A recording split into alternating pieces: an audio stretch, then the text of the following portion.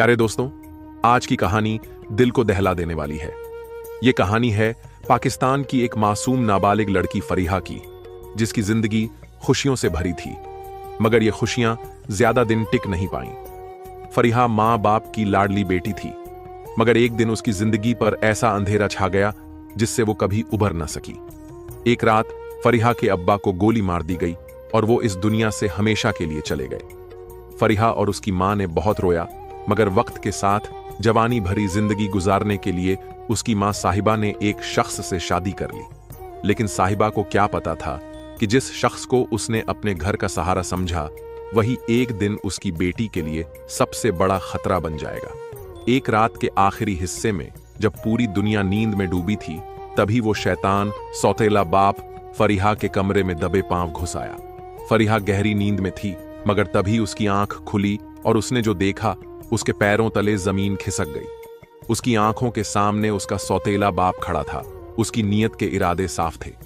फरीहा की चीखें सुनकर उसकी मां दौड़कर कमरे की तरफ भागी, लेकिन दरवाजा अंदर से बंद था। मगर इसी बीच एक ऐसा वाकया हुआ जिस पर यकीन कर पाना मुश्किल है।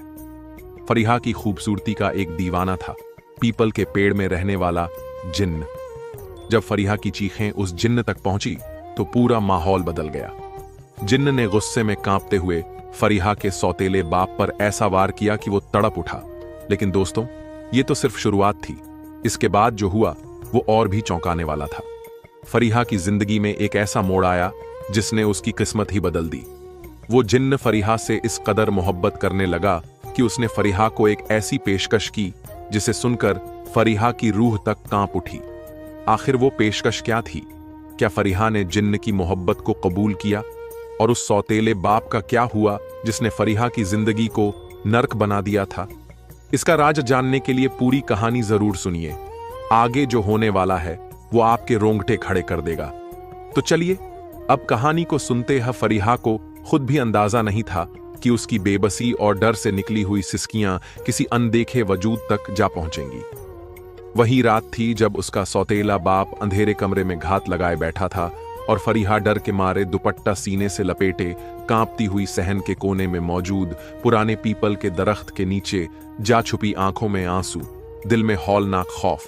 लेकिन अचानक दरख्त के पत्तों में एक अजीब सी सरगोशी उभरी। मत डरो, तुम अकेली नहीं हो, फरीहा। फरीहा ने घबराकर इधर उधर देखा। हर तरफ सन्नाटा, सिर्फ चांदनी रात की हल्की रोशनी और पीपल के झूलते साए। मगर उस रात के बाद उसकी जिंदगी में वह अजीब तब्दीली आना शुरू हो गई, जिन्हें समझना उसके बस से बाहर था। जो भी उसके करीब आने की नीयत करता, रात के किसी पहर चीख चीख कर भागता कि कोई उसका गला घोंट रहा है। फरीहा रात को जब तन्हा रोती तो किसी की उंगलियां उसके आंसू पोंछती हुई महसूस होती, जैसे कोई वजूद उसे तसल्ली दे रहा हो। फिर उसे वह ख्वाब आने लगे। एक अजनबी, खूबसूरत, पुरअसर आंखों वाला जवान जो अंधेरे में उसकी तरफ बढ़ता और कहता, मैं तुम्हारा मुहाफिज हूं, तुम्हें कुछ नहीं होने दूंगा। फरीहा की हिचकी बंध जाती। वो पूछती, तुम कौन हो? तो बस दरख्त के पत्ते सरसराने लगते, जैसे कोई मौजूद है भी और नहीं भी। कहते हैं पुराने पीपल के दरख्तों में जिन्हों का बसेरा होता है, मगर यह जिन्न तो फरीहा का आशिक बन चुका था, जो उसकी इज्जत, उसके वजूद का पहरेदार बन गया था। और अब शायद उसकी किस्मत भी बदलने वाला था। यह आज से 25 साल पहले की बात है, जब फरीहा की जिंदगी किसी खूबसूरत ख्वाब की मानिंद थी, जिसके हर पहर में उसके अब्बू जान की मुस्कुराहट की खुशबू बसी होती थी। वह पाकिस्तान के रावलपिंडी शहर के एक छोटी सी गली में खूबसूरत माहौल के बीच पल रही थी। फरीहा का अब्बा हामिद साहब एक सरकारी मुलाजिम थे, जिनकी नौकरी उन्हें शहर के इस कोने में ले आई थी, और वहीं एक छोटे मगर साफ सुथरे किराए के मकान में वो खुशी खुशी रहते थे। सफेद रंग की चूने लगी दीवारों वाला वो घर, जिसके शहर में दिन चढ़ते ही सूरज की सुनहरी किरणें उतरती थीं, फरीहा के खेलने कूदने की जगह थी। शहर में एक पुराना जामुन का दरख्त था, जिसके नीचे वह अक्सर अपनी गुड़िया को बिठाकर अनदेखी सहेलियों से बातें किया करती, और उसका बाप हंसते हुए कहता, मेरी फरीहा तो शहजादी है जो अपनी सल्तनत की रानी है। उसके वालिद उसके नाज नखरे ऐसे उठाते जैसे वो कोई कीमती खजाना हो। फरीहा को पढ़ने का शौक भी अपने बाप से ही मिला था। जब वह शाम को काम से वापस आते तो सबसे पहले फरीहा को आवाज देते, मेरी गुड़िया कहाँ है, और फरीहा दौड़ती हुई उनके गले लग जाती। फिर वह उसकी किताबें खोलकर देखते, सबक सुनते और उसके माथे पर प्यार करते हुए कहते, मेरी बेटी एक दिन बहुत बड़ी अफसर बनेगी। वह ख्वाब जो हामिद साहब ने अपनी बेटी की आंखों में बसाए थे, वह उनके जीने का सहारा थे। मां भी फरीहा से बेपनाह मोहब्बत करती थी, मगर एक ममता की तरह सख्ती भी करती थी कि कहीं बेटी बिगड़ न जाए। मगर बाप था जो हर बार बीच में आकर फरीहा को बचा लेता। घर की सुबह का मंजर भी कुछ खास ही होता, जहां फरीहा अपनी मां के साथ बावर्ची खाने में जाकर छोटी छोटी रोटियां पकाने की जिद करती और मां हंसते हुए उसके छोटे हाथों से आटा गंवाती, फिर खुद ही प्यार से संवार देती। फरीहा की मां साहिबा एक नरम दिल और साबिर औरत थी, जो अपनी बेटी और शौहर के लिए जीती थी। घर के रोजमर्रा के मामलात में मोहब्बत और सुकून रचा बसा था। कभी फरीहा अपने बाप के साथ बाजार जाती, जहां वह उसके लिए गुड़िया और किताबें खरीदते। महीने के आखिर में जब तनख्वाह आती तो बाप बेटी दोनों बैठकर तय करते कि क्या खरीदना है। मां अक्सर कहती, हामिद साहब, फरीहा को इतनी लाडली ना बनाओ, आजकल का जमाना ठीक नहीं है। मगर हामिद साहब हंसते हुए जवाब देते, मुझे अपने रब पर भरोसा है, मेरी बेटी की हिफाजत वह खुद करेगा। फरीहा स्कूल से आकर हमेशा पहले अपने बाप का इंतजार करती। वह स्कूल के वाकयात, टीचर की बातें और सहेलियों की शरारतें बताती, और हामिद साहब उसकी हर बात ऐसे सुनते जैसे दुनिया का सबसे अहम काम यही हो। मां चुपचाप मुस्कुराती, कभी हसरत से कहती, काश मेरी बेटी का यह बचपन कभी न गुजरे, और फरीहा हंसती हुई अपनी मां के गले लग जाती। वह छोटा सा घर जो कभी तंगी के बावजूद जन्नत लगता था, जहां ना किसी कमी का एहसास था ना किसी दुख का। हर खुशी जैसे उनके आंगन में झूमती थी। शाम के वक्त जब हामिद साहब कुरान पढ़ते तो उनकी पुरसुकून आवाज पूरे घर में गूंजती, और साहिबा चुपचाप चूल्हे पर रात का खाना तैयार करती। फरीहा अपने बाप के करीब बैठकर सबक दोहराती। उन लम्हों में फरीहा के ख्वाब कितने ऊंचे थे वह खुद भी नहीं जानती थी। उसके दिल में बस यही ख्वाहिश थी कि हमेशा अपने वालिद के आंगन में खेलती रहे। कभी बड़ी ना हो, छुट्टी वाले दिन हामिद साहब फरीहा को लेकर बाग में जाते, जहां वह झूले पर बैठती और वह उसकी तस्वीर बनाते। साहिबा एक तरफ बैठी मुस्कुराती, अपने शौहर और बेटी की खुशी में अपनी दुनिया बसाए बैठी रहती। कभी कभी फरीहा जिद करती, अब्बू मुझे नया फ्रॉक चाहिए, बिल्कुल गुलाबी रंग का। तो हामिद साहब वादा करते, तनख्वाह आएगी तो मेरी गुड़िया को मिलेगा सबसे खूबसूरत फ्रॉक।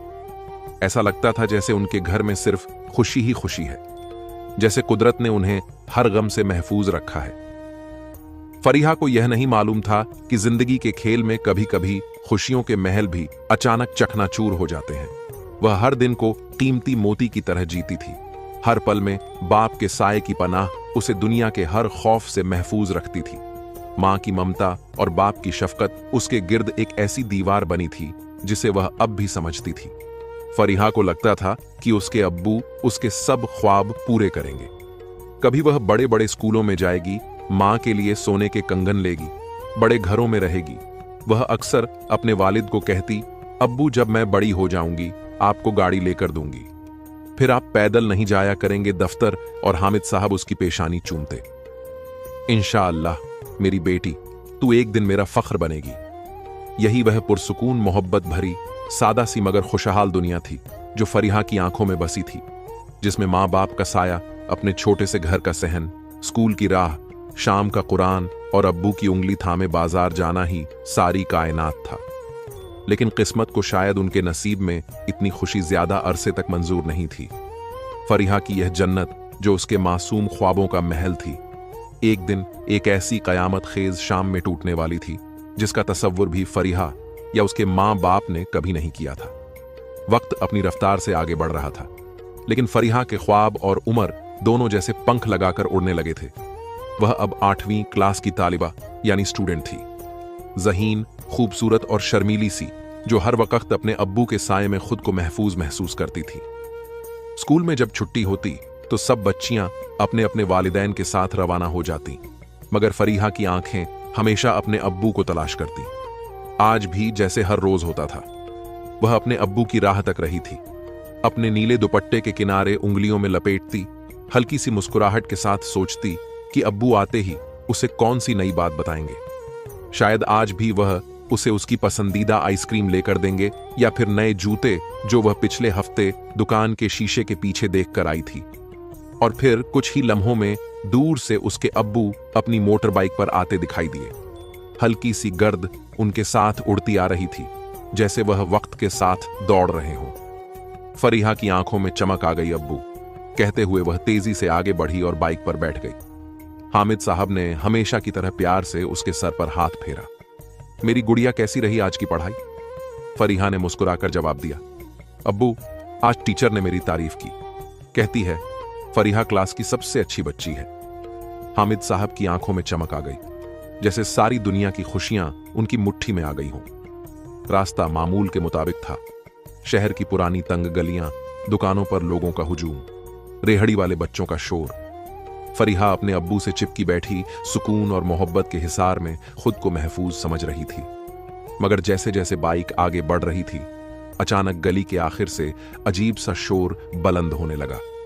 लोग इधर उधर भाग रहे थे, दुकानों के शटर तेजी से गिर रहे थे, औरतें बच्चों को घसीटते हुए घरों में घुस रही थीं और कुछ नौजवान भागते हुए गली के किनारे किनारे निकल रहे थे। फरीहा ने घबराकर अपने अब्बू की कमर को और जोर से थाम लिया। अब्बू, क्या हुआ है? लोग क्यों भाग रहे हैं? हामिद साहब की पेशानी पर बल पड़ गए। उन्होंने फरीहा को पीछे मुड़कर देखा और बाइक एक तरफ रोक ली। बेटी, लगता है आगे कोई मसला हो गया है, डाका या लड़ाई लग रही है। उन्होंने बाइक स्टैंड पर खड़ी की और फरीहा के उतरने से पहले ही कहा, फरीहा, जल्दी से इस दुकान में चली जाओ। कुछ लोग शोर मचा रहे हैं, शायद डाकू हैं। फरीहा की आंखों में खौफ तैरने लगा। उसने अब्बू का हाथ पकड़ लिया। अब्बू, मत जाओ ना, आप भी मेरे साथ दुकान में आ जाओ ना। मगर हामिद साहब ने प्यार से उसके सर पर हाथ फेरा। मेरी गुड़िया, बस 1 मिनट रुको, मैं देखता हूं क्या हो रहा है, फिर चलेंगे। ठीक है। फरीहा के दिल में एक अनजानी सी घबराहट ने जन्म लिया, जैसे कुछ बुरा होने वाला हो। उसका दिल जोर जोर से धड़कने लगा। मगर अब्बू के एतमाद भारी आवाज ने उसे थोड़ा हौसला दिया और वह धीरे धीरे कदम उठाती करीब दुकान की तरफ बढ़ गई। दुकानदार भी खौफजदा था, जल्दी से शटर आधा गिरा दिया था। फरीहा अंदर जाकर दरवाजे के साथ लग गई, मगर उसकी नजरें मुसलसल अपने अब्बू को ढूंढ रही थी। अचानक गली के कोने पर कुछ लड़के शोर मचाते भागते दिखाई दिए। उनके हाथों में हथियार थे और वह फायरिंग करते जा रहे थे। हवाई फायरिंग की आवाज से पूरा मोहल्ला दहल उठा। औरतों के चीखने की आवाजें, बच्चों के रोने की सदा और लोगों के भागने की अफरा तफरी। फरीहा का दिल बैठ गया। वह कपकपा उठी। उसकी आंखों के सामने उसका बाप खड़ा था, जो शायद उन लोगों को समझाने या रोकने के इरादे से आगे बढ़ा था। रुको, ये क्या कर रहे हो? गली में बच्चे हैं, औरतें हैं, खुदा का वास्ता है, रुको। हामिद साहब की बुलंद आवाज गूंजी, मगर शायद वह आवाज उन वहशी दिनों तक नहीं पहुंची। और फिर एक चीख नुमा धमाका, एक गोली चलने की आवाज फरीहा के कानों में गूंजी, जैसे किसी ने उसकी रूह चीर दी हो। उसने दुकान के शीशे से झांक कर देखा तो मंजर जैसे उसकी आंखों के सामने धुंधला गया। उसके अब्बू जमीन पर गिर चुके थे। उनके सफेद कपड़ों पर खून फैलने लगा था। गोली सीधा उनके सीने में लगी थी और उनके होठों से आखिरी अल्फाज निकले। फरीहा फरीहा की चीख गली की हवाओं में चीरती हुई निकली। अब्बू दुकान से निकलने को लपकी, मगर दुकानदार ने उसे बाजू से पकड़कर रोक लिया। पागल हो गई हो, गोली लग जाएगी तुम्हें। मगर फरीहा के लिए अब कोई खतरा मायने नहीं रखता था। उसके बाप का खून, उसकी जन्नत, उसका साया, उसके ख्वाब, सब उसके सामने जमीन पर पड़े तड़प रहे थे। अब्बू, उठे ना अब्बू, आपने कहा था मुझे कुछ नहीं होने देंगे अब्बू, खुदा के वास्ते आंखें खोलें। वह रोती चीखती जमीन पर गिर गई। अब्बू के खून में अपने हाथ रंग लिए उनके चेहरे पर हाथ फेरने लगी। अब्बू, मैं आपके बगैर कैसे जीऊंगी? लोग जमा होने लगे, पुलिस की गाड़ियां आ गईं। शोर कम हो रहा था, मगर फरीहा की सिसकियां पूरे मोहल्ले को रुला रही थीं। उसका चेहरा आंसुओं में भीगा था और आंखों में वह मंजर नक्श हो गया था जो सारी जिंदगी उसका पीछा नहीं छोड़ने वाला था। बाप का खून में लथपथ जिस्म जो उसकी नजरों के सामने आखिरी सांसें ले रहा था। फरीहा की दुनिया एक पल में उजड़ चुकी थी। उसका सब कुछ लुट चुका था। वो बस चुपचाप अब्बू के सीने पर सर रखे रोती रही, जैसे अभी भी वो ख्वाब था और अब्बू उसे आज भी खुद कहीं ले जाएंगे, जहां कोई खतरा ना हो, कोई दुख ना हो, कोई आंसू ना हो। मोहल्ले की गलियां वीरान हो चुकी थी। फरीहा के घर के बाहर भीड़ थी, मगर हर चेहरे पर अफसोस से ज्यादा तेज झलक रहा था। तदवीर के बाद घर आने वाली औरतें एक दूसरे को अफसोस का दिखावटी अंदाज में दिलासा देती नजर आती थीं, मगर उनकी जबानों पर वही पुरानी रस्में दुनिया जारी थी जो हर जवान बेवा और उसकी बेटी के लिए मुख्तसर थी। सहन में बिछी दरी पर औरतें सर जोड़कर बैठी थी। कोई दबी दबी आवाज में बोलती, बेचारी साहिबा, अभी उम्र ही क्या थी, इसकी तो दूसरी जल्दी से कहती, उम्र तो है ही, असल मसला तो अब उसकी बेटी का है। अकेली मां कब तक हिफाजत करेगी जवान बेटी की। साहिबा जो अभी कल तक हंसती मुस्कुराती औरत थी, जो हर रोज शौहर के लिए खुद को संवारती थी, चूड़ियों की झंकार, मेहंदी की खुशबू और कानों में झूमते झुमके उसकी जिंदगी का हिस्सा थे, आज वह सफेद दुपट्टा ओढ़े चेहरे की रौनक खो चुकी थी, जैसे वक्त ने पलक झपकते सब कुछ छीन लिया हो। उसके हाथों की मेहंदी की जगह अब जर्दी और उदासी ने ले ली थी। उसका वजूद ऐसा खामोश जैसे सदियों का गम उसके नाजुक कंधों पर रख दिया गया हो। मगर इन आंखों में एक दर्द छुपा था जो अपनी बेटी फरीहा के लिए उसे जीने पर मजबूर कर रहा था। फरीहा जो कमरे के कोने में दुबकी बैठी थी, अभी तक इस सदमे से बाहर नहीं आई थी। उसकी आंखें सूजी हुई थीं, बार बार दरवाजे की तरफ देखती, जैसे अभी उसके अब्बू हंसते हुए अंदर दाखिल होंगे और कहेंगे, अरे मेरी गुड़िया क्यों रोती है, देखो मैं आ गया हूं। मगर ऐसा कब होना था। वह ख्वाब अब बिखर चुके थे। हकीकत के तल्ख घूंट उसकी रूह तक को जख्मी कर चुके थे। उधर साहिबा के कानों में औरतों की सरगोशियां तीर की तरह चुभ रही थीं। शादी तो करनी होगी।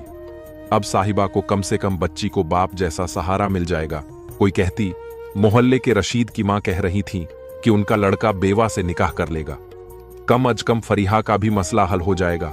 साहिबा के दिल में जैसे आग लग जाती और वो दिल ही दिल सोचती, वो राशिद वही जो पहले से 2 बच्चों का बाप है, जो नशा करता है। दिल ही दिल में सोचती, क्या मैं अपनी बच्ची का मुस्तकबिल ऐसे इंसान के हवाले कर दूं? औरतें दिलासे देने के बाद चाय के कप थामे साहिबा की हालत पर अफसोस का इजहार करती, मगर उनकी नजरें घर के कोने खुदरे तक जाती, जैसे यह देख रही हो कि साहिबा अब क्या कर पाएगी। कोई फरीहा को घूरती, कोई आहिस्ता से कहती, यह तो बहुत प्यारी है, अकेली मां कैसे बचाएगी इसे इस जमाने के नजरों से। साहिबा के दिल में दर्द की टीस उठती। वह जानती थी कि बेवा मां होना और फिर एक खूबसूरत जवान बेटी की मां होना, इन दोनों रिश्तों का बोझ कितना भारी है जो अब उसे तन्हा उठाना था। साहिबा का दिल खून के आंसू रो रहा था। एक तरफ शौहर की जुदाई, दूसरी तरफ फरीहा का मुस्तकबिल। क्या होगा मेरी बच्ची का? वह बार बार सोचती, वह कैसे उन नजरों का मुकाबला करे जो हर रोज उसकी बेटी का जिस्म नोचती नजरों से देखेंगे। कहां ले जाएगी वह अपनी फरीहा को? उसके दिमाग में बार बार वह आखिरी मंजर आता जब उसके शौहर की लाश को कब्र में उतारा गया था और वह मिट्टी जो उसके ख्वाबों पर डाल दी गई थी। साहिबा की आंखों के सामने गुजारे दिनों के मंजर बार बार घूम रहे थे, जब उनका घर खुशियों से भरा होता था। हामिद की हंसी, फरीहा की शरारतें और साहिबा का प्यार भरा अंदाज। आज वही घर खामोश था, जैसे हर चीज मातम करता हो। बर्तनों की खनक तक खत्म हो चुकी थी। सिर्फ औरतों की सरगोशियां और फरीहा की सिसकियों की आवाजें बाकी थीं। साहिबा का दिल चाहा सब औरतों को कह दे, चली जाओ यहां से, तुम्हें क्या खबर मेरे दिल के दर्द की, मेरे शौहर की कमी की, मेरे ख्वाबों के बिखरने की। मगर वह कुछ ना कह सकी, सिर्फ आंखों में समंदर लिए बैठी रही जो कभी सूखता तो कभी छलक पड़ता था। उसी कमरे के एक कोने में फरीहा चुपचाप अपनी मां को देख रही थी। वह जो कल तक उसके अब्बू के साथ हंसती थी, आज वह सब कुछ मिट्टी का डेढ़ बन गई थी, जो दुनिया के खौफ और दुखों के सामने ढाल बनने की कोशिश कर रही थी, मगर अंदर से टूट चुकी थी। फरीहा के दिल में यह मंजर नक्श हो गया था और उसे यह समझ आ रहा था कि अब उसकी जिंदगी वह ना रही जो कल थी। बेशक वक्त थम गया था, लेकिन मजबूरी और हालात किसी का इंतजार नहीं करते। फरीहा के बाप के मरने के बाद उसके घर में जैसे सन्नाटा बच गया था। हर चीज बेरौनक, हर दीवार उजड़ी हुई लगती थी। जो घर कभी हंसी, कहकहों और खुशबुओं से महकता था, अब वह खामोशी के साए में ला रहे थे। वह सहन जहां कभी उसके बाप शाम को आकर फरीहा को बुला लेते थे, उसके लिए खाने की चीज लाते थे, वह शहर अब सुनसान था। सिर्फ हवा के झोंके आते और दरख्तों के पत्तों की सरसराहट में जैसे किसी के रोने की आवाज गूंजती। फरीहा की मां साहिबा, जो कल तक शौहर के लिए नाजुक सी औरत थी, अब लोहे की तरह खुद को मजबूत बनाने की नाकाम कोशिश में थी। मगर उसके अंदर का दुख, उसके आंखों की नमी सब बता रही थी कि वह अंदर ही अंदर घुट रही है। अब ना कोई शौहर था जो उसके सर पर हाथ रखे, न कोई साया जो फरीहा के लिए ढाल बनता। दुनिया कितनी बेरहम है, साहिबा को यह बात जल्द समझ आ गई थी। मोहल्ले की वह औरतें जो कल तक उसके बनाव सिंगार की तारीफें करती थीं, आज उसके गम में शरीक होकर भी अंदर ही अंदर उसके मुस्तकबिल पर बातें बना रही थीं। बेचारी साहिबा अभी तो जवान है, कब तक ऐसे रहेगी? किसी से निकाह कर ले, कम से कम बेटी की हिफाजत हो जाए। कुछ औरतें तंजियां हंसी हंसकर कहती, मोहल्ले में कौन नहीं जानता कि फरीहा कितनी प्यारी है। कल तक तो बाप था जो बचा लेता था, अब कौन बचाएगा? साहिबा का दिल ये सब सुन सुनकर फट सा जाता, मगर वह जबान बंद रखती, क्योंकि जानती थी कि दुनिया के मुंह बंद नहीं हो सकते। साहिबा बस अल्लाह से यही दुआ करती कि या अल्लाह मुझे हिम्मत दे, मुझे सब्र दे। औरतों के चले जाने के बाद और फरीहा अकेली रह जाती। साहिबा सर पकड़कर बैठ जाती और फरीहा कमरे के कोने में सिमट जाती, जैसे डर हो कि कोई आंखें उसे नोच लेगा। घर की हालत बद से बदतर हो गई थी। फरीहा के बाप की तनख्वाह से जो घर का निजाम चलता था, वह बंद हो चुका था। फरीहा के स्कूल की फीस जमा ना हो सकी। किताबें जो बाप खरीद लाता था, अब अलमारी में धरी रह गई थी। कभी जो सब्जी गोश्त पकता था, अब कई कई दिन चूल्हा नहीं जलता था। साहिबा के पास जो थोड़ी बहुत जमा पूंजी थी, वह शौहर के इलाज और कफन दफन में लग चुकी थी। अब बचा था तो सिर्फ खाली बर्तन, बंद दरवाजे और उदासियां हों। मोहल्ले के मर्द भी अब आंख उठाकर देखने लगे थे। जो कल तक फरीहा के बाप के दोस्त थे, अब आंखों ही आंखों में उसकी मां और उस पर गंदी नजर रखते थे। कभी कोई सब्जी वाला बहाने बहाने से दरवाजे पर आकर कहता, बाजी कोई चीज चाहिए। कभी दूध वाला बिलावजह आवाजें देकर चला जाता। एक दिन तो हद हो गई जब एक दुकानदार जो पहले फरीहा के बाप का एहतराम करता था, साहिबा से बोला, बाजी अगर कुछ चाहिए हो तो बताओ। अकेली औरत हो, बाहर कैसे जाओगी? मैं खुद ही ला कर दूंगा, घर पर बस एक कॉल कर लेना। साहिबा समझ गई थी कि लोगों की नीयत बदल रही है। सब इसी ताक में हैं कि कब साहिबा का सब्र जवाब दे और वह किसी के आगे झुक जाए। फरीहा अब मां का बाजू बन गई थी, जो मां के साथ किचन में भी जाती। बाजार में भी मां के बगैर अब वह कभी बाहर नहीं निकलती थी। जो लड़की कल तक बाप की उंगली पकड़कर स्कूल जाती थी, अब बाप के बगैर एक कदम बाहर निकलने से भी डरती। मोहल्ले के लड़के जो उसके हुस्न के किस्से सुन चुके थे, दीवारों के पीछे से झांकते, कभी आवाजें कसते, अरे फरीहा, तुम तो बड़ी खूबसूरत शहजादी हो गई हो। ये सब सुनकर साहिबा का दिल दहल जाता कि सब लड़के उसकी बेटी की इज्जत लूटने के ख्वाब देख रहे हैं। कितने दिन ऐसे भी आते कि फरीहा बाप की घम में भूखी सो जाती। साहिबा उसके बालों में हाथ फेरती और कहती, बेटा सब्र करो, अल्लाह सब ठीक करेगा। मगर उसके अपने दिल में तूफान मचा होता कि कब तक यह भूख, यह गुर्बत और यह जिल्लत झेलनी पड़ेगी। उसका दिल चाहता अपने शौहर की कब्र पर जाकर रोए कि तुमने जाते जाते यह कैसा बोझ दे दिया मुझे। फरीहा भी अक्सर मां की गोद में सर रखकर कहती, अम्मा, अब्बू क्यों चले गए अम्मा? वह नहीं आ सकते। और साहिबा की आंखों से सैलाब बह निकलता। रातों को जब फरीहा सो जाती, साहिबा जागती रहती, सोचती कि क्या करें, कहीं काम करें। लोगों के घरों में सफाई, मगर मोहल्ले की बातें। लोग तो पहले ही उंगलियां उठा रहे हैं, कहीं उसकी मजबूरी का गलत फायदा ना उठा ले कोई। यही सब सोचकर साहिबा पागल सी हो जाती। कभी रोती, कभी खुद से बातें करती। मोहल्ले की औरतें फिर आ जाती, देख बहन, अकेली जवान औरत का गुजारा मुश्किल है, किसी शरीफ आदमी से निकाह कर ले। रशीद की मां कह रही थी वह कबूल कर लेगा। साहिबा के दिल में जैसे आग लग जाती। क्या राशिद वह शराबी है जो पहले ही अपनी बीवी को मारता था? मगर वह जानती थी कि दुनिया के पास और कोई रास्ता नहीं। फरीहा चुपचाप यह सब सुनती रहती। उसकी आंखों में अपनी इज्जत का खौफ, मां के आंसू, गुर्बत का दुख सब सिमट आया था। वह भी वक्त से पहले बड़ी हो गई थी। जिस बचपन में उसे गुड़ियों से खेलना चाहिए था, अब वह मां के साथ कमरे के दरवाजे बंद करके सोती थी कि कहीं कोई चुपके से अंदर ना आ जाए। साहिबा और फरीहा बहुत खौफजदा रहती थीं। उसके सीने में सिर्फ फरीहा का खौफ था कि उसकी बेटी महफूज रह सके, उसकी इज्जत सलामत रह सके। दिन ब दिन हालात बिगड़ते जा रहे थे। साहिबा जो कभी अपने शौहर के साए में जीती थी, अब बेबसी का बोझ और दुनिया के ताने सह रही थी। इद्दत का हर दिन जैसे सदियों पर भारी था। 3 महीने 10 दिन की इद्दत यूं गुजरी जैसे हर दिन कयामत हो। रिश्तेदारों में से भी कुछ ही लोग ऐसे थे जो कभी कभार राशन का थैला या थोड़े बहुत पैसे दे जाते, लेकिन उनकी आंखों में रहम से ज्यादा ताने और एहसान की झलक होती। कुछ औरतें आकर चाय पीती, दुख के 2 बोल कहती और फिर जाते जाते यह जरूर कहती, देख बहन, जितना जल्दी हो अपना और फरीहा का बंदोबस्त कर ले, कब तक दूसरों के सहारे जिएगी। मोहल्ले की औरतें फरीहा को भी अजीब नजरों से देखती, जैसे उसकी जवानी खुद उनके लिए बोझ हो। मोहल्ले के लड़कों ने भी घर के बाहर बैठक लगा ली थी, जो मां बेटी की गैरत के लिए एक मुस्तकिल खतरा बनती जा रही थी। साहिबा जानती थी कि यह हालात ज्यादा देर तक नहीं चल सकते। जो बच्ची अब तक बाप के साए में पल रही थी, उसे जमाने की धूप से बचाने के लिए कुछ ना कुछ करना लाजिम हो गया था।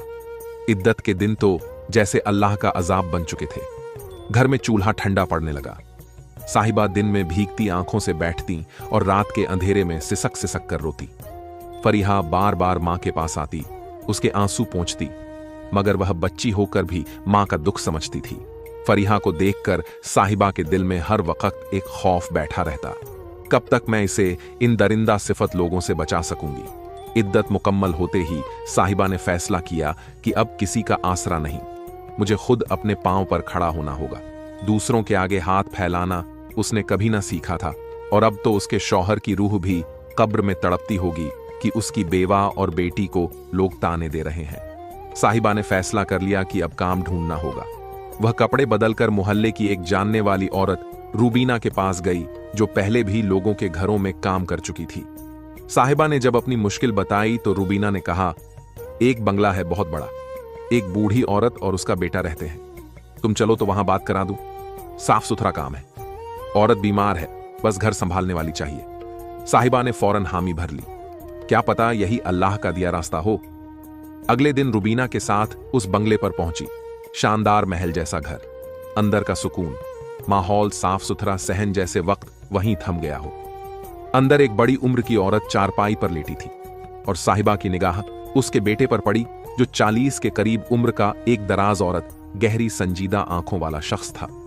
उसकी आंखों में अजीब सी थकन और तन्हाई झलक रही थी, जैसे बरसों की उदासी का बोझ उठा रखा हो। उस आदमी का नाम रियाज था। वह अपनी मां की वाहिद औलाद था और बरसों पहले बीवी की वफात के बाद उसने दूसरी शादी का नाम तक ना लिया था। मोहल्ले वाले कहते थे कि उसने बीवी के मरने के बाद औरतों से नफरत सी पाल ली है, लेकिन अब उसकी बूढ़ी मां इस हाल में थी कि कोई देखभाल करने वाला ना होता तो मर जाती। इसलिए मां के कहने पर उसे घर के काम के लिए किसी काबिले भरोसा औरत की जरूरत थी। साहिबा की नजरें झुकी हुई थीं, हाथ बार बार दुपट्टे के पल्लू को मरोड़ रहे थे। उसकी मायूसी, उसकी बेबसी उसके शराबे आंखों से झलक रही थी। रियाज की मां ने उसे गौर से देखा और आहिस्ता से बोली, बेटा, औरत अच्छी है, दुख सुख की मारी है, रख लो इसे, घर की सफाई कर लेगी अच्छे से और मेरी दवा दारू सब संभाल लेगी।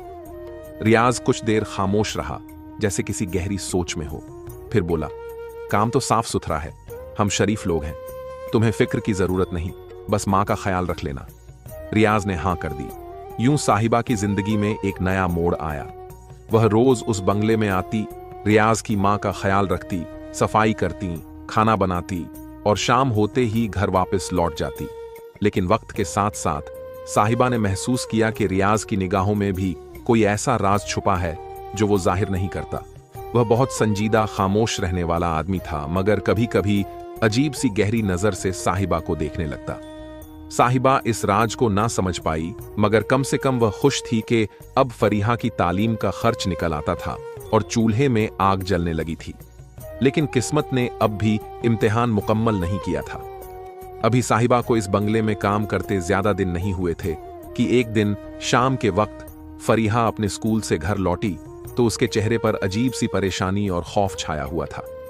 वो दरवाजा बंद करते ही सीधा मां के पास आई, दुपट्टे के पल्लू को मरोड़ते हुए जैसे अल्फाज लबों तक आकर रुक गए हों। साहिबा ने बेटी का उड़ा हुआ रंग देखा तो फौरन परेशान हो गई।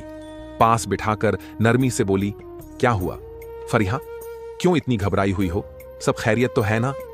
मगर मां का सवाल सुनते ही फरीहा की आंखों से आंसू बहने लगे, जिन्हें वो रोकते रोकते थक गई थी। हिचकी बंध गई और फिर टूटे टूटे लफ्जों में कहने लगी, अम्मा। आज फिर वही लड़के रास्ते में खड़े थे। जब मैं एकेडमी से निकली तो आवाजें कसने लगी। पहले तो मैं नजर झुकाकर निकल गई, पर अम्मा जब मैं गली के कोने तक पहुंची तो वह पीछे आ गए। एक ने मेरा रास्ता रोक लिया, कहने लगा, गुलाब जैसी लगती हो, रोज देखते हैं तुम्हें एकेडमी जाते, अब तो सलाम का जवाब दे दिया करो। अम्मा में डर के मारे तेज चलने लगी तो वह हंसते हुए पीछे पीछे आने लगे। फरीहा ने मां का दुपट्टा जोर से पकड़ लिया, जैसे उसकी आगोश में छुप जाए। उसकी आवाज कांप रही थी और आंखों में खून के आंसू थे। साहिबा का दिल जोर जोर से धड़कने लगा। अम्मा, वो लड़के तो घर तक मेरे पीछे आ गए थे। जब मैं दरवाजे के अंदर हुई तो गली में खड़े होकर कहने लगे, कल फिर मिलेंगे लड़की। अम्मा, मुझे डर लगता है। साहिबा का दिल जैसे चीर गया हो। बेटी की सिसकियां सुनकर उसके दर्द का बंधन टूटने लगा। वह जानती थी कि जवान होती बेटी को बचाने के लिए कुछ करना पड़ेगा, मगर क्या दुनिया की नजरें बस लड़कों के जुमले बेवा होने का दाग, उन सब के बीच एक मां अपनी बेटी को कैसे महफूज रखे।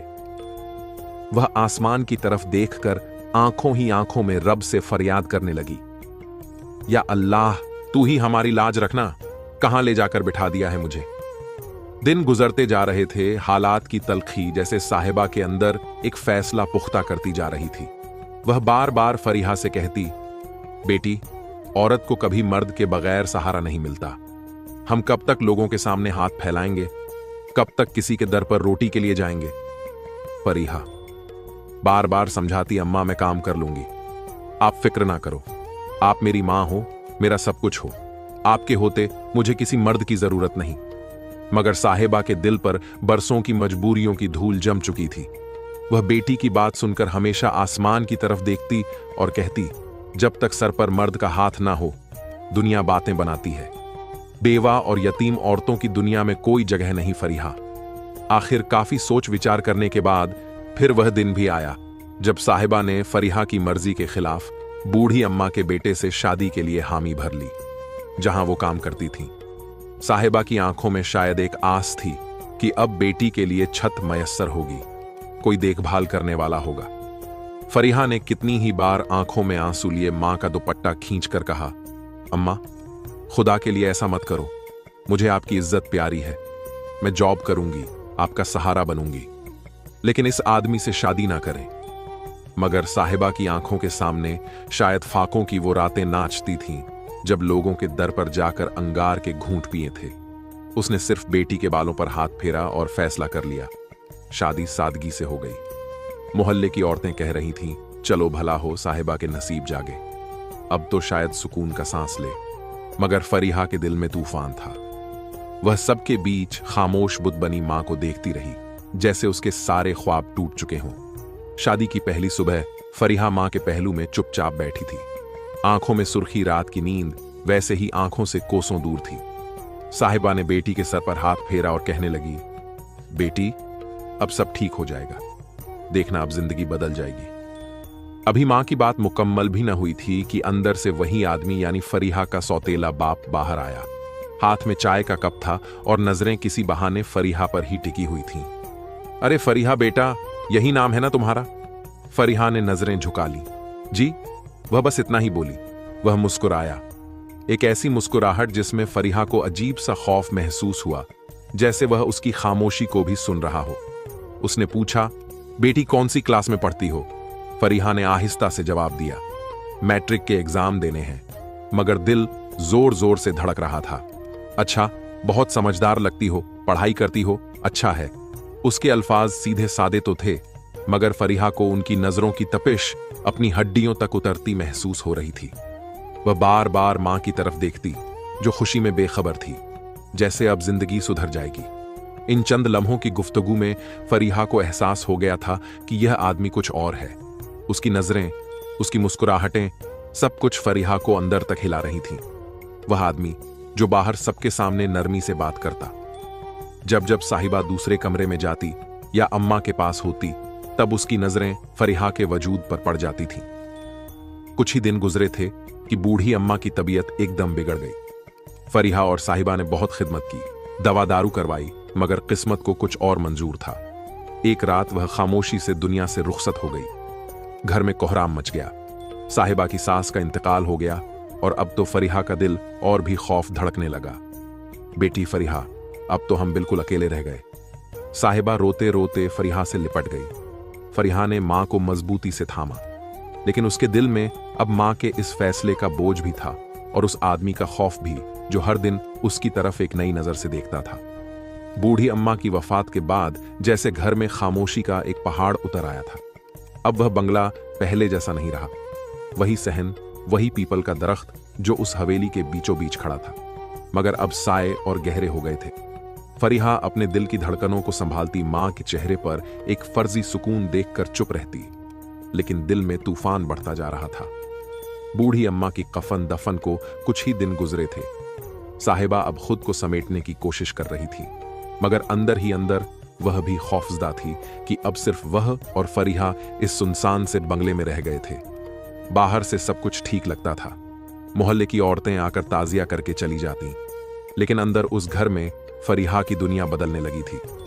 फरीहा दिल ही दिल में मां के इस फैसले पर आंसू बहाती, मगर अब कुछ कर नहीं सकती थी। सौतेला बाप यानी रेयाज अब जैसे मौके की ताक में रहता। अम्मा की वफात के बाद उसके चेहरे पर जो दुख का नकाब था वो आहिस्ता आहिस्ता उतारने लगा था।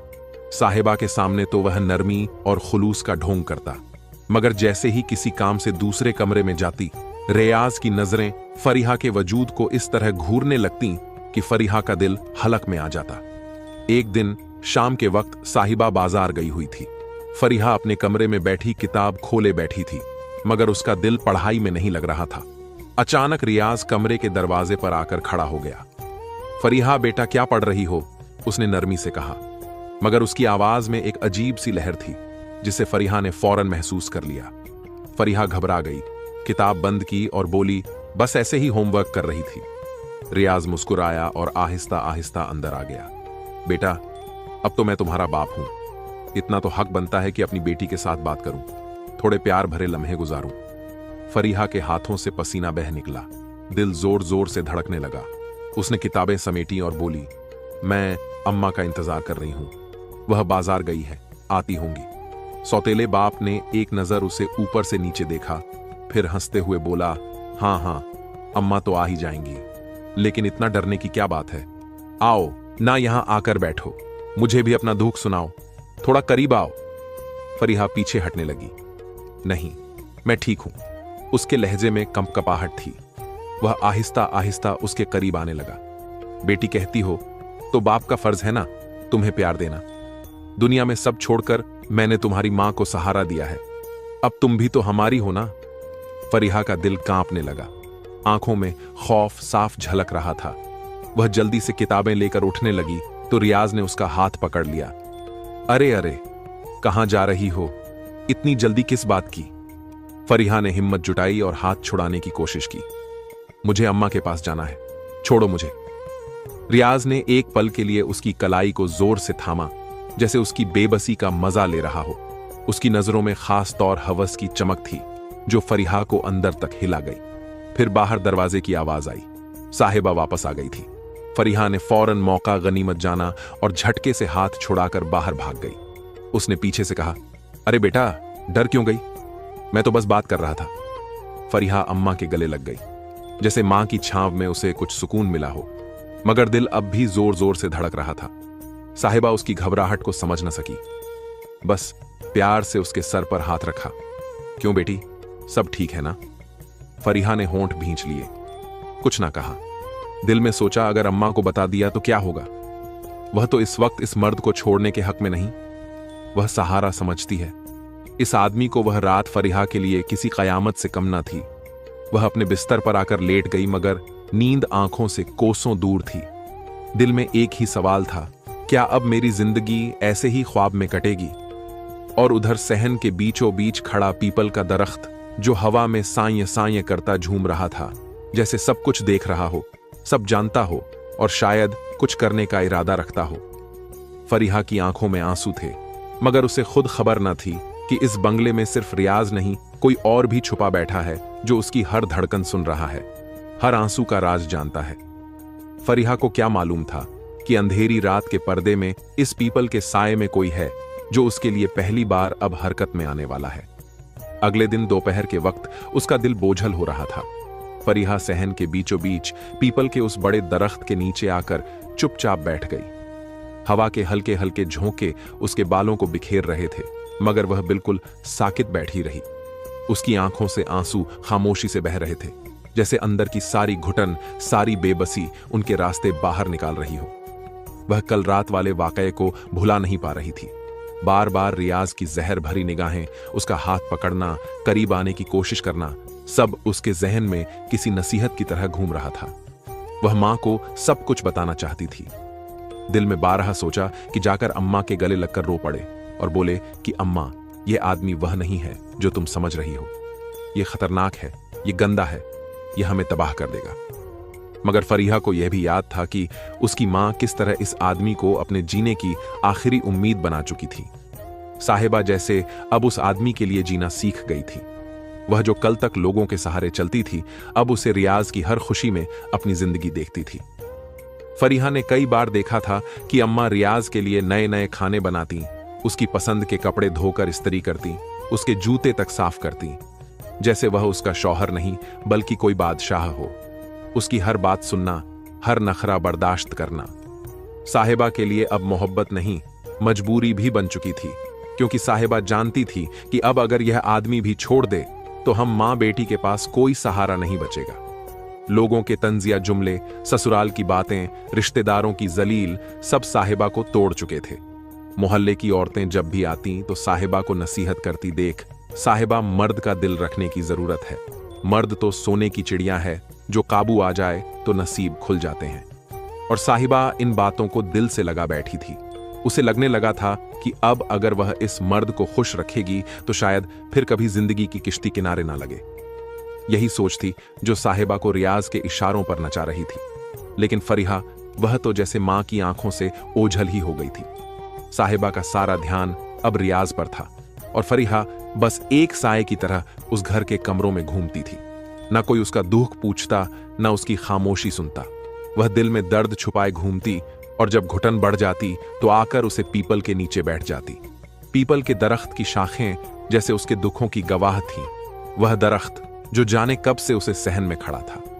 फरीहा के आंसुओं को खामोशी से पीता रहा। फरीहा उसके तने से सर लगाकर बैठ गई, जैसे उससे कुछ सहारा लेना चाहती हो। उसकी खूबसूरती भी अब उसके लिए बावले जान बन गई थी। वह खुद को आईने में देखकर खौफजदा हो जाती। लंबे स्याह बाल, दूध जैसा रंग, बड़ी बड़ी उदास आंखें, नाजुक सी नाक और वह हुस्न जो हर किसी को पलट कर देखने पर मजबूर कर दे, अब उसके लिए एक कैद बन चुका था। रियाज की आंखों में भी वह चमक बार बार देखती जो उसके वजूद को नोच खाने के लिए काफी थी। खासकर जब वह नाश्ते के वक्त मेज पर बैठी होती और रियाज उसे एक नजर देखकर अखबार में मुंह छुपा लेता या ऐसे देखता जैसे वह नजर ना भी उठा तो देख रहा हो, तो फरीहा का दिल बैठने लगता। सुबह के वक्त जब रियाज दफ्तर जाता तो फरीहा सुकून का सांस लेती। दिन भर वह और साहिबा घर में होती। साहिबा तो अब बनाव सिंगार में मसरूफ रहती थी। खिड़की के आईने में खुद को देखती, शीशे के सामने घंटों बैठती और फरीहा अपनी मां को तकते हुए हैरान होती। ये मां है या कोई बेखबर लड़की? शाम को जब रियाज वापस आता तो मां उसे चाय पेश करती, कपड़े उतारती, जूते सजाती और रियाज की हंसी खुशी पर फक्र करती। साहिबा को लगता था कि उसने किस्मत का दरवाजा पा लिया है और फरीहा की बातें शायद उसे वहम लगती, मगर फरीहा अंदर से टूट रही थी।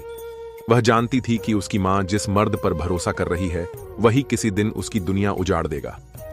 और वह खौफनाक रात जब रियाज ने उसके करीब आने की कोशिश की, वह लम्हा उसके दिमाग में नक्श हो चुका था।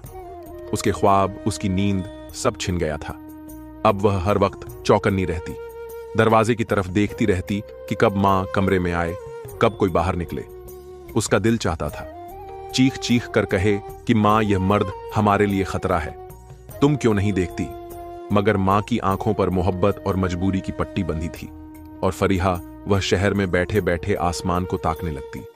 उसके आंसू रुखसार पर बहते दिल में एक ही दुआ होती, अल्लाह अब तू ही हमें बचा। इस मां को अक्ल दे या मुझे इस घर से निकाल दे या कोई करिश्मा दिखा दे। पीपल के दरख्त के पत्ते फिर से हिले, हवा में फिर से सरसराहट की लहर दौड़ी, जैसे कोई उसे सुन रहा हो कोई जो शायद नजर नहीं आता मगर उसकी आंखों का जवाब देने को तैयार हो रहा हो। फरीहा दरख्त के नीचे बैठी आंसू बहा रही थी कि अचानक उसकी निगाह एक शाख पर जा ठहरी जो बाकी शाखों से कुछ मुख्तलिफ लग रही थी। उस शाख के गिर्द एक मोटा पुराना और मैला मटियाला सा काला धागा लिपटा हुआ था, जैसे किसी ने बड़े एहतिमाम से उसे बांधा हो। धागे के अंदर कई छोटी छोटी गठरियां भी बंधी थीं, जिन्हें देखकर फरीहा का दिल अनजाने खौफ से धड़कने लगा। पहले तो वह घबराकर इधर उधर देखने लगी कि कहीं अम्मा या रियाज उसे यूं देखते न पकड़ लें, मगर सहन सुनसान था। पीपल की शाखें हल्की हवा में हिल रही थीं। फरीहा का हाथ बेअख्तियार उस धागे की तरफ बढ़ा जिसे वह कुछ खींच रहा हो, जैसे उसे दरख्त की शाखों से हिला रही हो। वह आहिस्ता आहिस्ता धागे को खोलने लगी। कुछ गठरियां तो हाथ लगाते ही गिरने लगी, मगर एक गठरी इतनी जोर से बंधी हुई थी कि खुलने का नाम ही नहीं लेती थी। फरीहा ने हाथों में पसीना आते हुए भी बड़ी मुश्किल से उसे खोला। जैसे ही वो गठरी खोली, एक तेज बदबूदार हवा उसके चेहरे से टकराई, जैसे अंदर बरसों की सड़न, गुस्सा, नफरत और गर्व छुपा हुआ हो। गठरी खुलने की देर थी कि उसमें से एक जंग आलूद सा तावीज निकल आया, जिस पर अजीबो गरीब शक्लें, जानवरों जैसे मुंह, उल्टे सीधे अल्फाज और ऐसे खौफनाक निशानात बने थे जो आम नजर से देखते ही दिल दहला दें। फरीहा ने तावीज को हाथ में लिया तो जैसे उसके जिस्म में सनसनी दौड़ गई। अचानक ही उसे ऐसा महसूस हुआ जैसे दरख्त के पत्ते तेज तेज हिलने लगे हों और फिजा में एक अजीब सी सरसराहट गूंजने लगी हो। वह खौफ के मारे उसे जमीन पर रखने ही वाली थी कि तभी उसकी नजर दूसरी गठरी पर पड़ी। उसमें भी कुछ भारी सा बंधा था। डरते डरते उसने वह गठरी खोली तो उसके अंदर एक सुर्ख रंग का कागज था, जिस पर खून जैसे गाढ़े रंग से लिखा हुआ था, फौजिया का दम घुटा और वह मर जाए, उसका आशिक भी मर जाए, दोनों की लाशें जिन्नात ले जाएं, किसी को पता भी ना चले। ये पढ़ते ही फरीहा के हाथों से कागज गिरने लगा। उसकी आंखें फटी की फटी रह गईं। उसका सांस रुकने लगा। या अल्लाह, ये क्या है? उसके मुंह से बख्तियार निकला। अब सब कुछ उसके सामने खुलने लगा था। उसके मां के शौहर रियाज की पहली बीवी फौजिया, जिसके बारे में बस इतना पता था कि वह अचानक मर गई थी।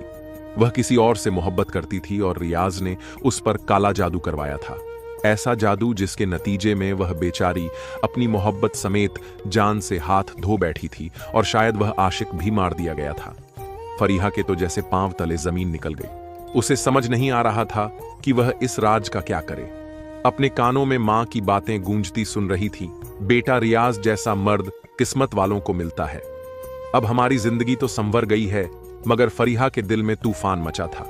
अम्मा, जिसे तुम अपना सब कुछ समझ बैठी हो, वह तो कातिल है, जालिम है, जादूगर है।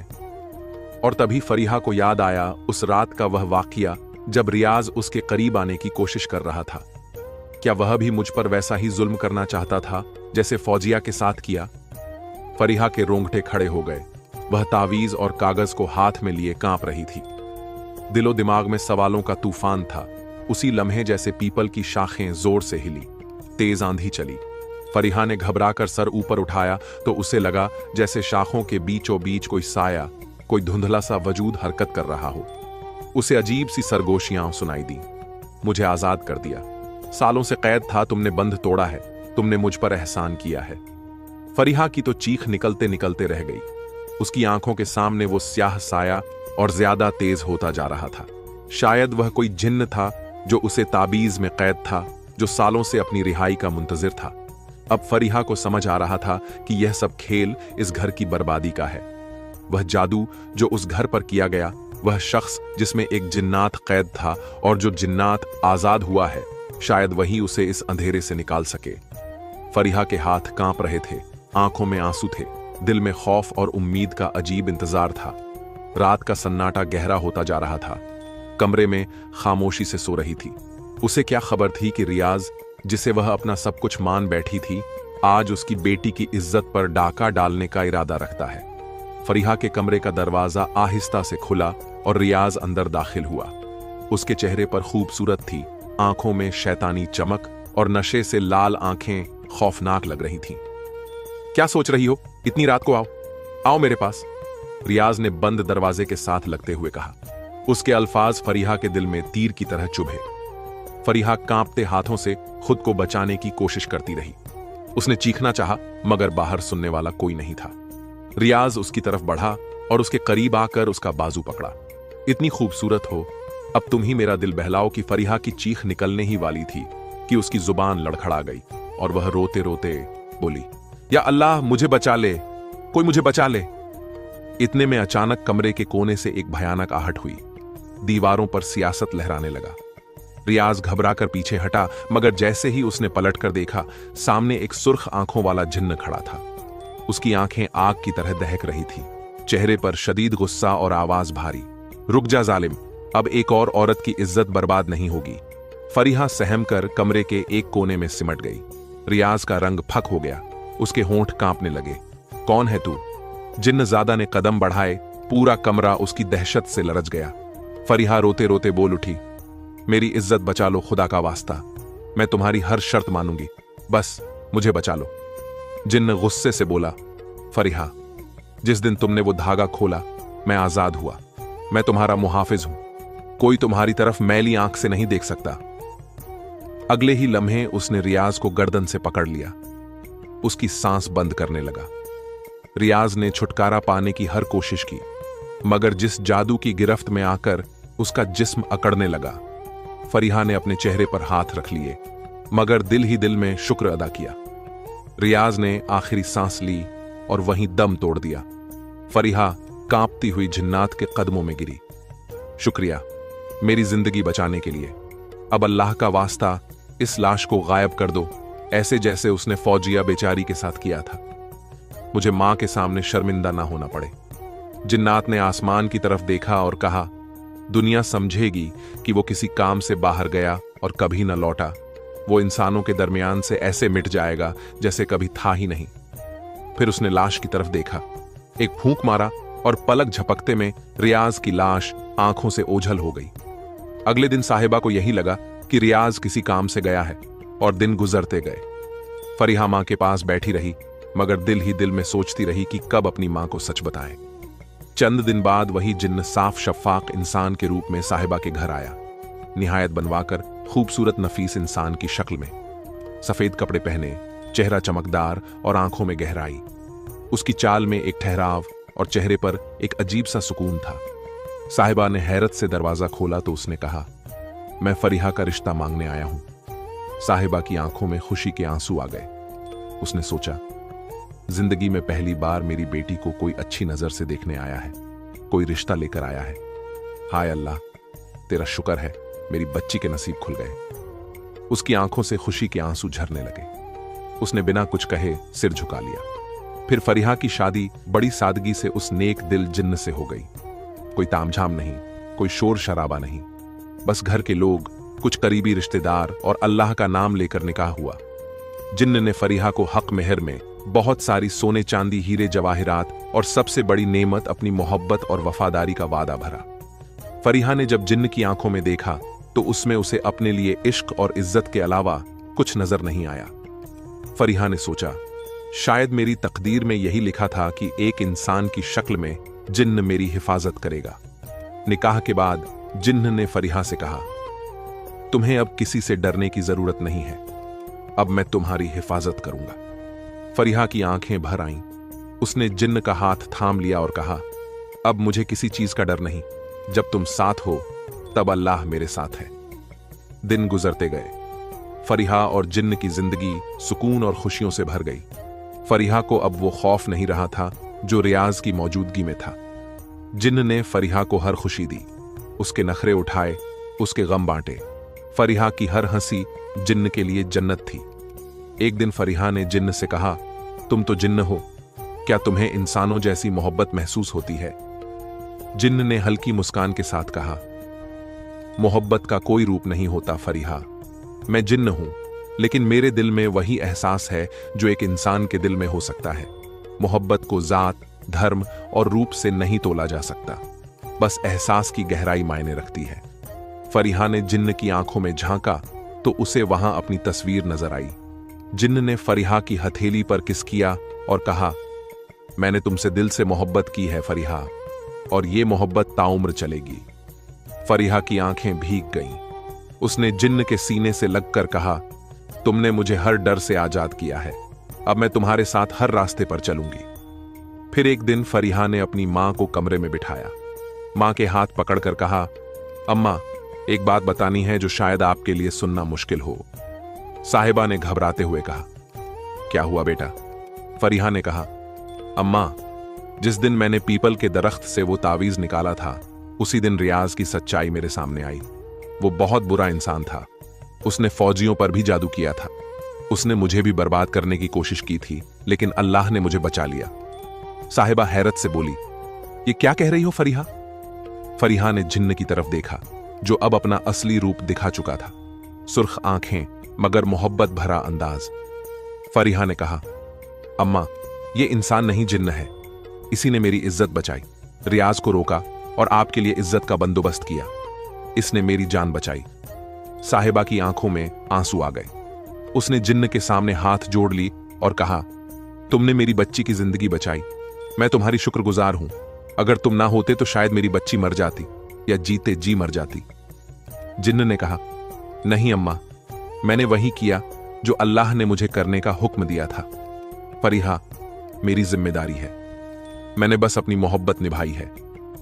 फरीहा मां के गले लग गई और जिन्न ने हाथ उठाकर शुक्र अदा किया कि अल्लाह ने उसे एक नई जिंदगी बख्शी। अब वो तीनों इस घर में खुशी से रहने लगे। फरीहा और जिन्न के बीच एक अनमोल रिश्ता जुड़ गया, मोहब्बत और वफादारी का। साहिबा की दुआओं के साए तले वो सुकून की जिंदगी गुजारने लगी। समय बीतता गया। जिन्न ने फरीहा का हर तरह से ख्याल रखा। उसकी आंखों में फरीहा के लिए इश्क और मोहब्बत साफ झलकती थी। फरीहा भी हर दिन अल्लाह का शुक्र अदा करती कि उसने उसे इतना नेक और सच्चा हमसफर दिया। 1 साल बाद फरीहा की गोद में एक नन्हा सा बेटा पैदा हुआ। जिन्न ने उसे अपनी बाहों में लिया और अल्लाह का शुक्र अदा किया। साहिबा की खुशी का ठिकाना नहीं था। फरीहा की जिंदगी अब मुकम्मल हो चुकी थी। जिन्न, फरीहा और उनके नन्हे बेटे की हंसी से घर गूंज उठा। फरीहा ने जिन्न से कहा, तुमने मेरी जिंदगी को जन्नत बना दिया है। मैं तुम्हारी मोहब्बत की कर्जदार हूं। जिन्न ने फरीहा के हाथ थामते हुए कहा, नहीं फरीहा, मैं तुम्हारी मोहब्बत का कर्जदार हूं। अल्लाह ने तुम्हें मेरी जिंदगी में भेजा ताकि मैं मोहब्बत का असली मतलब समझ सकूं। तुम मेरी दुआओं का सिला हो। अब फरीहा और जिन्न की जिंदगी खुशियों से महक रही थी। जिन्न ने फरीहा के साथ हर मुश्किल का सामना किया। उसकी मोहब्बत, उसकी इज्जत और उसकी वफादारी ने फरीहा को एक नई जिंदगी दी थी। फरीहा के दिल में अब न डर था, न खौफ, बस सुकून था। अल्लाह ने फरीहा की दुआ कबूल कर ली थी। अब फरीहा की जिंदगी मोहब्बत और खुशियों से भर चुकी थी। जिन्न ने फरीहा को वो हर खुशी दी जो उसने कभी मांगी थी। उनकी मोहब्बत अब एक नई मिसाल बन चुकी थी। उनके घर में मोहब्बत और अल्लाह की बरकत का नूर हमेशा के लिए बस चुका था। प्यारे दोस्तों, अल्लाह ताला से दुआ है कि अल्लाह किसी के बाप का साया किसी भी औलाद से न छीने, क्योंकि दोस्तों, माँ बाप का साया बहुत बड़ी नेमत है। जिसके ऊपर माँ बाप का साया नहीं रहता, उसके दिल से पूछिए। अल्लाह से दुआ है, अल्लाह हमारे माँ बाप को सलामत रखे, और जिसके माँ बाप इस दुनिया में नहीं है, उसे उस दुनिया में जन्नत स्वर्ग नसीब करे। दोस्तों, अगर कहानी जरा से भी अच्छी लगी हो तो एक लाइक जरूर कर दीजिएगा, क्योंकि लाइक करने से हमें बहुत खुशी मिलती है। आपके एक लाइक से हमें यह लगता है कि हमारी मेहनत आपको पसंद आई है, और लाइक करने से YouTube इस वीडियो को और भी लोगों तक पहुंचाता है। और हाँ, आप हमारी वीडियोस को कहां से देखते हैं, हमें कमेंट में अपना देश, यानी आप किस कंट्री के किस शहर, और अपना नाम और अपने प्यारे गांव का लिखकर जरूर बताइएगा, ताकि हमें भी पता चले कि हमारे वीडियो कौन कहां से देख रहा है। और दोस्तों, हमें इस बात की बहुत खुशी होती है कि हमारी वीडियो को हिंदू, मुस्लिम, सिख, ईसाई हर धर्म के लोग देखना पसंद करते हैं। इसी तरह से हमारा हौसला बढ़ाते रहिएगा। आप सभी के मोहब्बत का बेहद शुक्रिया। और हाँ दोस्तों, हमने 4 वीडियो मोबाइल की स्क्रीन पर लगाया है जो बहुत ही अच्छी वीडियो है। अगर अभी आपके पास टाइम है तो इन वीडियो में से कुछ वीडियो को जरूर देखिएगा। आप सभी के प्यार भरे कमेंट्स का बेहद शुक्रिया। मिलते हैं एक और अगली कहानी में, तब तक के लिए अपने और अपनों का ख्याल रखिएगा। अल्लाह हाफिज।